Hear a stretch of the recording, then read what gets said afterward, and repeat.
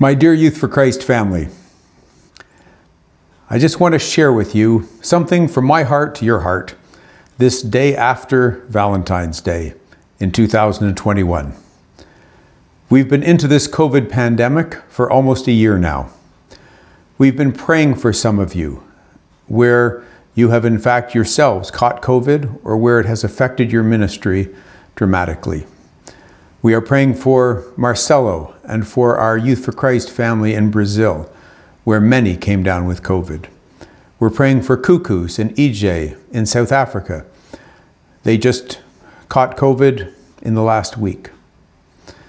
Many of us have celebrated our love relationships, those that we hold most dear to us, during the celebration of Valentine's Day just yesterday. It brings us to this bigger question as we feel the stress and strain of this terrible pandemic, and as we try to reach out to each other over Zoom and all the different media, social medias that we have available. What is this love that binds us together, and how does it work? How does it operate? Well, I was preaching a sermon just recently, about a week ago, using one of my favorite passages, comparing Mark's Gospel, chapter 1, the last story there, where Jesus heals the man with leprosy, and then the first story in Mark's Gospel, chapter 2, where we have those crazy 4 guys breaking through a roof to bring their friend to Jesus. I spoke about that story at our More conference last year. But after I had preached the sermon a week ago, I felt like the Holy Spirit gave me a fresh look at the story of the 4 men bringing their buddy to Jesus. I'd always applied it in evangelism in terms of us reaching out as believers to those that don't know the Lord yet and doing whatever it takes to bring them and lay them down in front of Jesus. And I am sure that is still a primary purpose, a primary message in the story.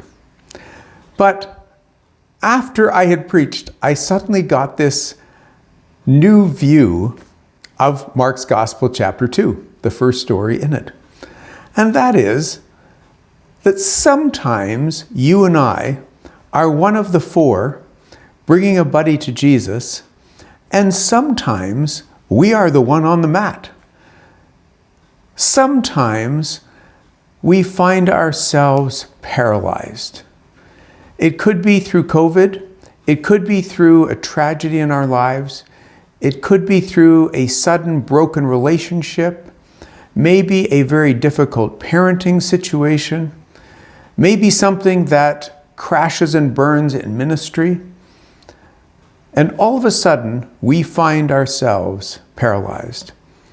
And maybe even so much so that we are unable, or at least we feel unable, to come to the Lord, to bring it all to the Lord ourselves. At that moment, what do we need? Hold that thought. Do you remember in Luke's Gospel, chapter 10, when Jesus asked and received the response that the 2 great commands were to love the Lord our God with all of our heart, soul, mind, and strength, and to love our neighbor as ourself. The question was put to Jesus, and who is my neighbor? And he responded with the story of the Good Samaritan. But I think he could also have responded with the story in Mark's Gospel, chapter 2. Because those 4 guys were living out loving your neighbor as yourself by bringing their buddy to Jesus. And Jesus himself assured us that that was one of the great commandments. You see, we cannot walk this Christian life ourselves alone. We need our brothers and sisters. If you find yourself isolated in ministry or isolated in life, I plead with you, reach out, because you will fall if you are standing by yourself. You and I need those that are journeying with us, those that are partners in ministry, partners in life, partners on the journey, who, when they sense that we are paralyzed, where we have taken a direct hit, they can come around us, stick us on a mat, and bring us to Jesus. Let's all be one of those four, and let's also recognize when we are the one that needs to be on the mat.